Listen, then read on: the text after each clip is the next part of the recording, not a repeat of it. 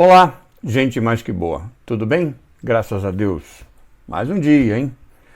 Mais um passo para nós alcançarmos a vitória.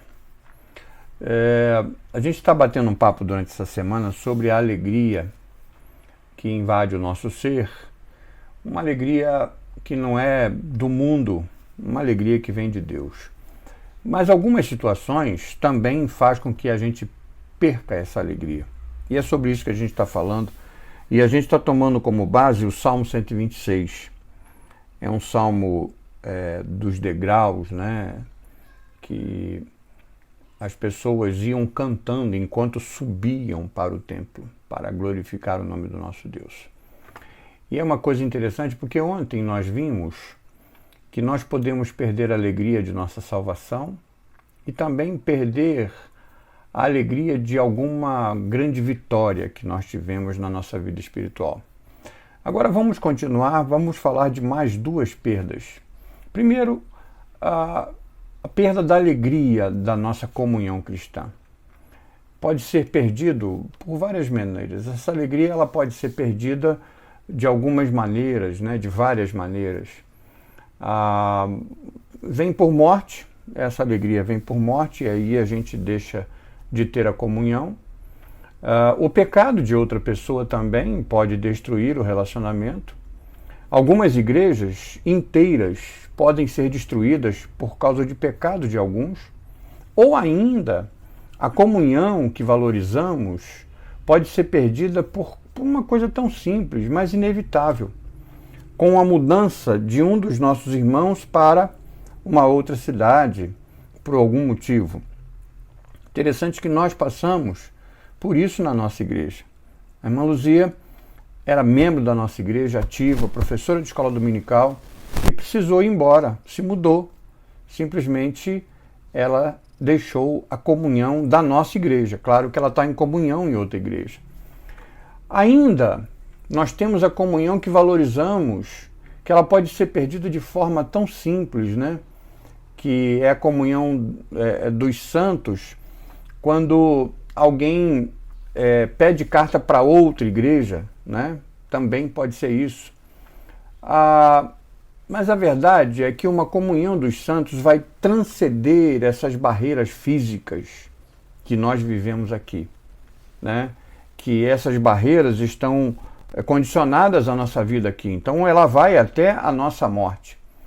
Mas ninguém pode negar que alguma grande perda seja sentida quando as pessoas que estão próximas de nós e que significam muito para nós em nossa caminhada cristã são removidas. A gente não pode negar isso, né? Não pode negar isso. Uma outra alegria que a gente pode perder, e essa tem sido uma alegria que tem se perdido com muita facilidade, é a alegria do serviço para Deus. Essa alegria, às vezes, ela pode ser rapidamente perdida. A alegria de assumir uma nova e desafiadora obra para Deus. Se você é como eu, você sabe que a alegria de assumir um novo desafio ou lançar um novo projeto é empolgante. Tive o privilégio de fazer isso várias vezes no meu ministério, como pastor, mas também sei que a empolgação de um novo começo logo vai se assentando na cansativa e mecânica rotina de um trabalho duro, e é difícil ficar assim tão empolgado em andar nas trincheiras quando no planejamento do início, né, quando nós planejamos todos empolgados, tal. Então, o que nós devemos fazer quando chegar a hora do desânimo? Nós devemos desistir e nos acomodar apenas à vida cristã monótona de você e a igreja todos os dias, né? De você partilhar todos os dias, né, da comunhão? Será que é essa monotonia? Aqui está o ponto em que o Salmo 126 tem algo muito importante para nos dizer. Para o salmista, assim como para nós, a memória do passado poderia ter se tornado mera nostalgia. Aqueles eram dias, né? Nós dizemos. Naquele tempo eu era feliz. Foram dias maravilhosos, mas ficou-se no tempo.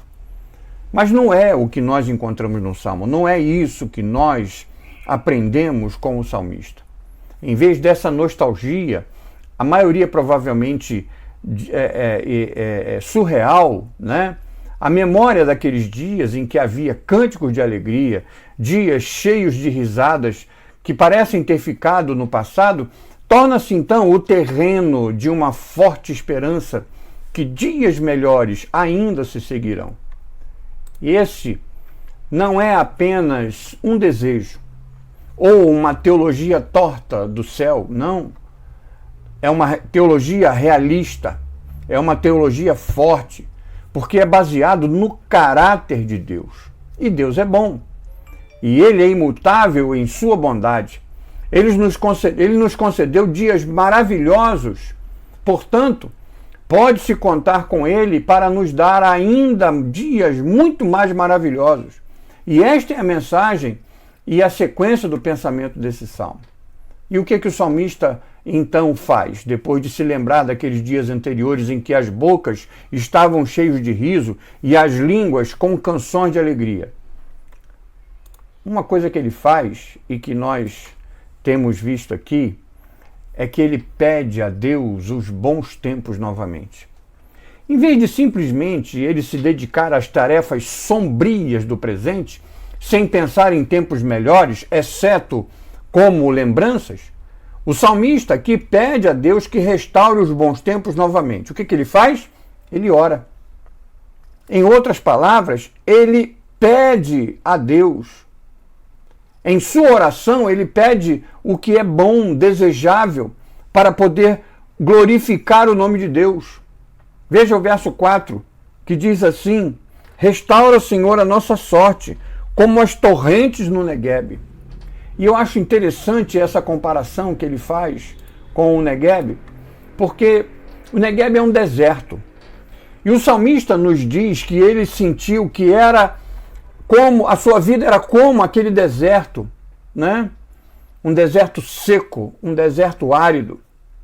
E o Neguebe ele tinha as vossorocas, né? Que são aquelas cicatrizes de antigos riachos que hoje não existem mais. Eles estão secos, eles estão ressecados, eles estão estéreis, eles estão quentes, eles estão sem conforto.